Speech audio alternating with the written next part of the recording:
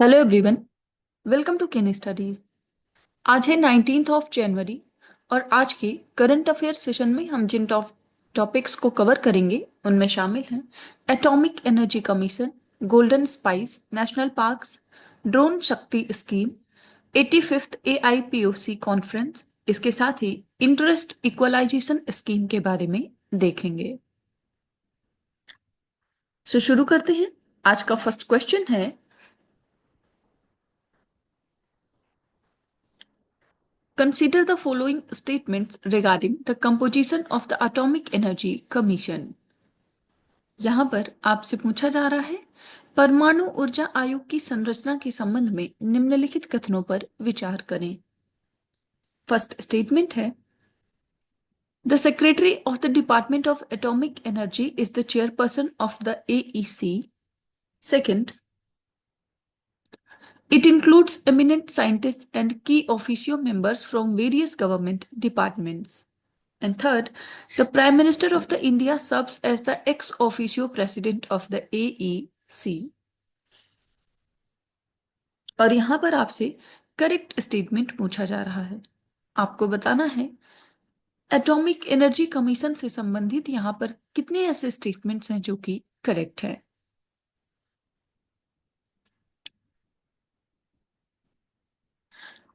और इस क्वेश्चन में आपका करेक्ट ऑप्शन हो जाएगा option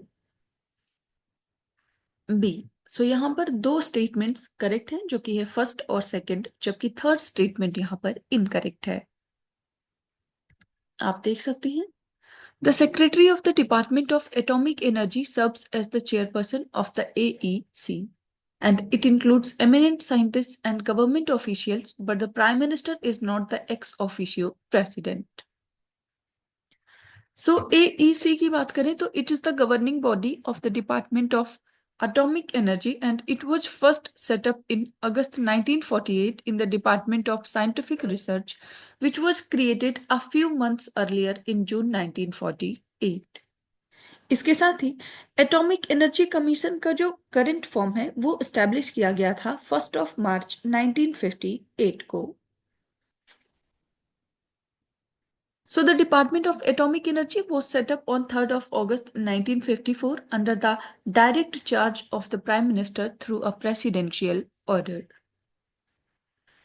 And this commission is responsible for formulating the policy of DAE, जिसे हम Department of Atomic Energy के नाम से जानते हैं।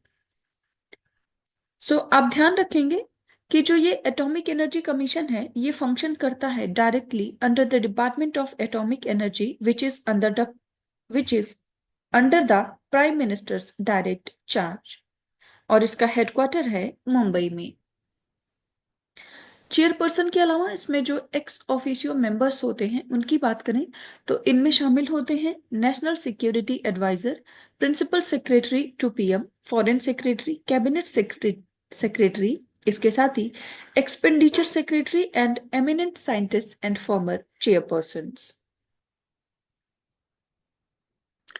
भारत का जो प्रतिनिधित्व है इंटरनेशनल काउंसिल फॉर साइंस, या जिसको हम वर्तमान समय में इंटरनेशनल साइंस काउंसिल के नाम से जानते हैं, उसमें भारत का प्रतिनिधित्व AEC के द्वारा किया जाता है। साथ ही जो इंटरनेशनल साइंस काउंसिल है वो एक नॉन गवर्नमेंटल ऑर्गेनाइजेशन है with a unique global membership that brings together 40 international scientific unions and associations, और इसका हेडक्वार्टर है पेरिस, फ्रांस में। बढ़ते हैं नेक्स्ट क्वेश्चन की ओर।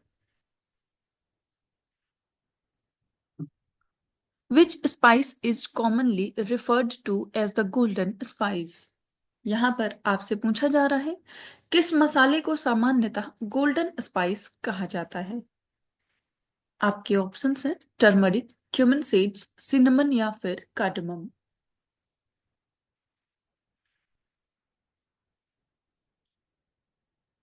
और इस क्वेश्चन में आपका करेक्ट ऑप्शन हो जाएगा option A. Golden spice turmeric को कहा जाता है। आपने देखा होगा कि अभी हाल ही में टर्मरिक बोर्ड की स्थापना की गई, जिसकी वजह से ये काफी चर्चा में रहा है।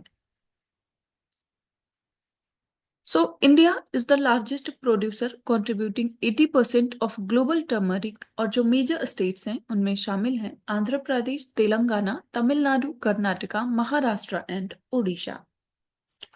So, it is cultivated as a kharif crop harvested after 7 to 9 months, processed into powder or extracts, and India exports to over 150 countries including USA, UAE and UK. So अभी हाल ही में 14 जनवरी 2025 को नेशनल टर्मरिक बोर्ड को inaugurate किया गया है जिसका हेडक्वार्टर है निजामाबाद तेलंगाना में. So it aims to support turmeric farmers, promote research and development and also expand the international market for turmeric products. बढ़ते हैं नेक्स्ट क्वेश्चन की ओर.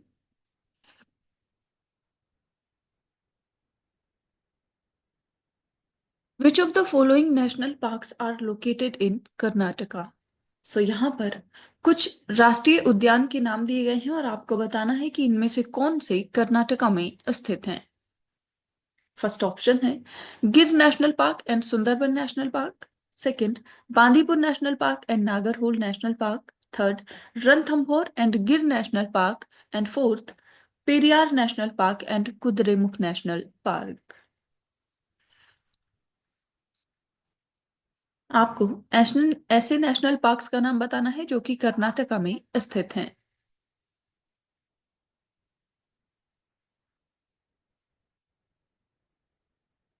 और इस क्वेश्चन में आपका करेक्ट ऑप्शन हो जाएगा ऑप्शन बी.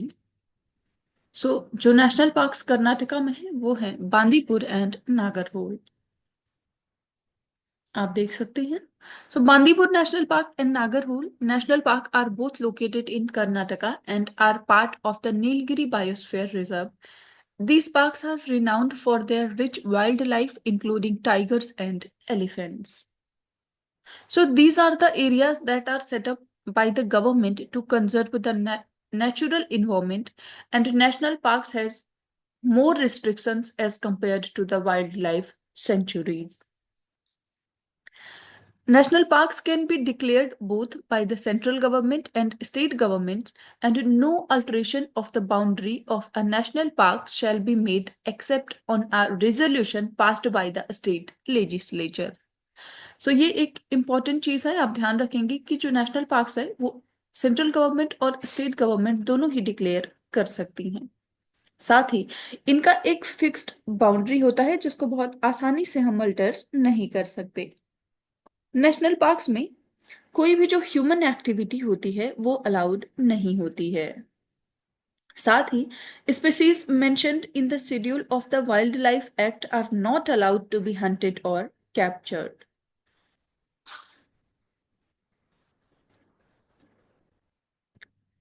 इसके साथ ही क्वेश्चन में कुछ और नेशनल पार्क्स के नाम थे तो हम देख लेते हैं कि कौन से कहाँ पर स्थित है. गिर नेशनल पार्क ये गुजरात में स्थित है. Sundarban national park West Bengal. Ranthambore Rajasthan. Periyar Kerala और कुद्रेमुख ये कर्नाटका में स्थित है. बढ़ते हैं नेक्स्ट क्वेश्चन की ओर.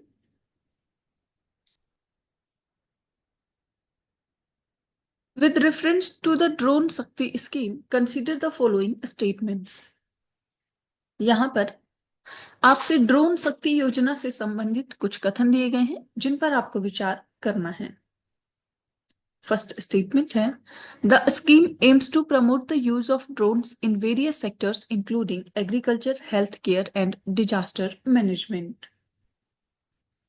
And second, the scheme provides subsidies to drone manufacturers to lower the cost of drones for end users. और यहां पर आपसे करेक्ट स्टेटमेंट्स पूछे जा रहे हैं. आपको बताना है ड्रोन शक्ति योजना से संबंधित यहां पर कौन से स्टेटमेंट्स करेक्ट हैं.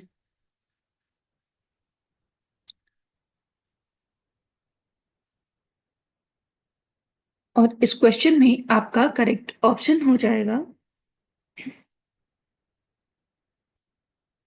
Option A. सो यहां पर केवल फर्स्ट स्टेटमेंट करेक्ट है जबकि सेकंड जो है वो इनकरेक्ट है. आप देख सकते हैं. So the scheme does not specifically provide subsidies to drone manufacturers to lower the cost of drones for end users. And the union budget pushed for promotion of drones through startups and skilling at industrial training institutes.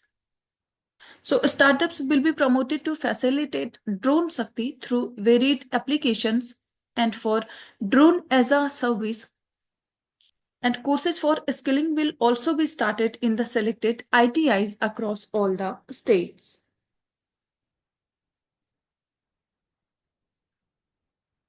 बढ़ते हैं next question की ओर।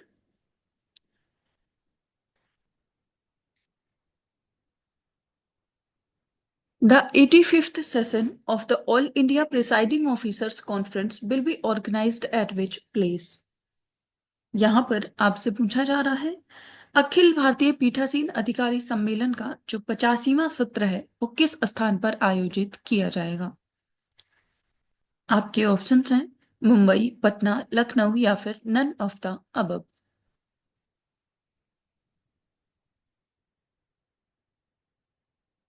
और इस question में आपका correct option हो जाएगा option B. तो इसका आयोजन किया जाएगा पटना में। आप देख सकते हैं The 85th session of the All India Presiding Officers Conference is being organized in Patna, Bihar on 20th and 21st of January 2025. So AIPOC is the apex body of the legislatures in India, providing a platform for sharing best practices among legislative assemblies and councils. And the theme is based on the 75th glorious journey of the Indian Constitution, and it is being hosted in Bihar after 43 years, with the last conference held in 1982. So this conference will serve as a platform for brainstorming and discussions on the role of Parliament and state legislative bodies in upholding and strengthening the values enshrined in the Constitution of India. साथ ही इस conference का जो theme होगा वो हम बात करें तो वो थीम होगी adoption of modern technologies in legislative bodies for greater efficiency, effectiveness and productivity.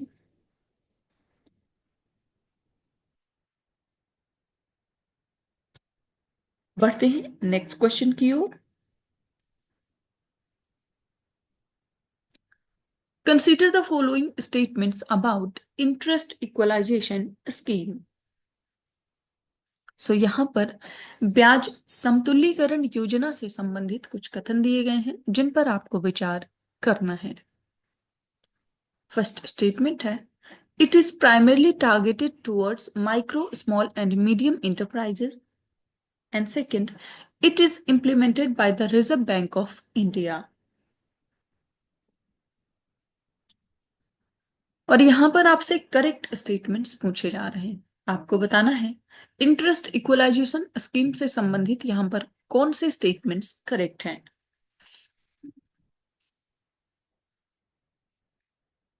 इस क्वेश्चन में आपका करेक्ट ऑप्शन हो जाएगा ऑप्शन सी। सो यहां पर ये दोनों ही स्टेटमेंट्स करेक्ट हैं।